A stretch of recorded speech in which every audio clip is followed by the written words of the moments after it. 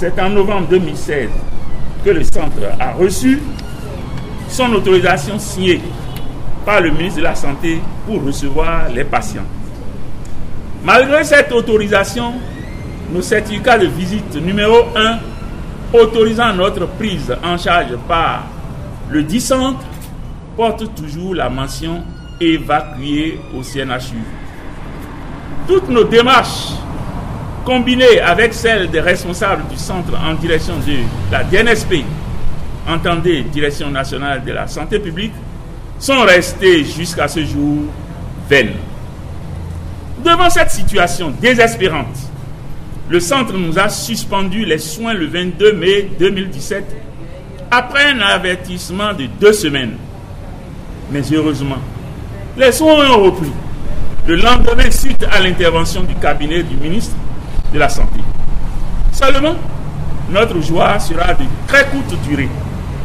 En effet, face au silence de Mme Kangietor Amande, la DNSP, nous avons été privés à nouveau de séances de dialyse le 6 juin 2017.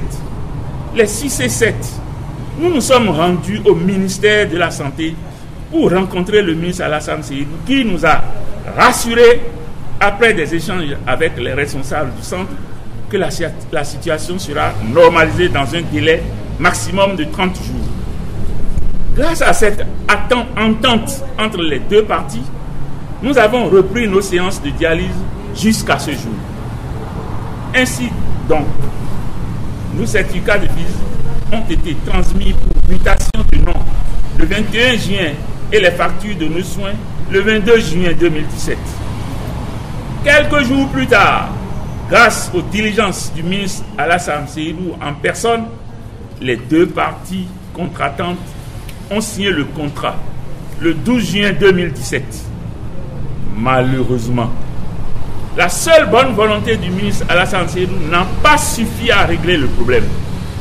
Parce que, jusqu'à la date d'aujourd'hui, nous n'avons toujours pas eu la totalité des soins qui doivent nous être administrés pour la simple raison que ni la mutation de nos certificats de prise en charge, ni les factures non reçues d'écho favorables au niveau de la Direction nationale de la santé publique. Voilà plus d'1 an. Certains sont pris en charge à moitié puisque ne disposant pas des médicaments par voie orale ni d'injection érythropoïétine indispensable pour lutter contre l'anémie. Nous sommes obligés, en ce qui concerne ceux qui le peuvent, de payer nous-mêmes nos bilans pour savoir comment nous nous portons après prescription du néphrologue. Nous payons également l'acte chirurgical et les médicaments pour la fistule. À cela s'ajoutent les difficultés de prise en charge des complications liées à notre lourde pathologie, en l'occurrence les infections de cathéter. Le plus dramatique, c'est que faute de médicaments à prendre tous les jours d'une part et le manque d'argent d'autre part pour se prendre en charge, presque la moitié d'entre nous sont décédés de janvier à ce jour.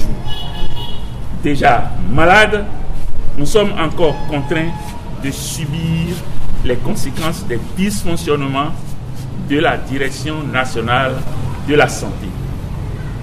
En lieu et place de la sérénité dont nous avons besoin pour supporter et gérer au mieux tout le stress lié aux soins, Dr Armande Kangietor nous contraint au contraire à vivre au quotidien dans l'angoisse, dans l'incertitude du lendemain.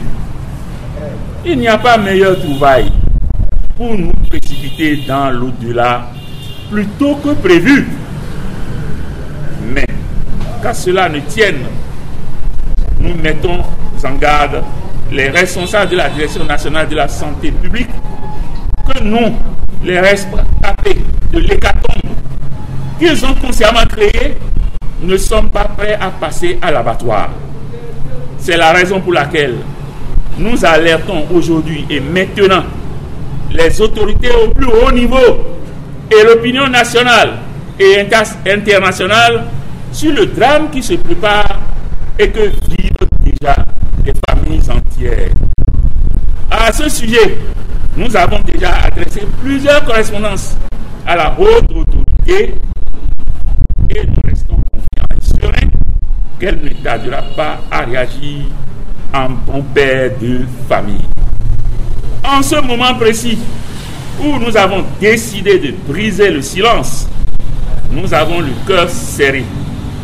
Parce que malheureusement, 6 parmi nous, les 17 rescapés, sont dans un état critique entre la vie et la mort.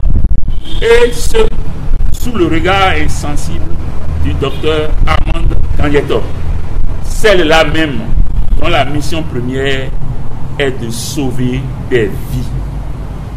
Nous invitons les autorités du pays, en particulier son Excellence, Monsieur le Président de la République, Patrice Guillaume Talon, Père de la Nation, à prendre à bras le corps notre dossier pour une issue rapide et heureuse. Vive le Bénin, vive la République. Nous vous remercions.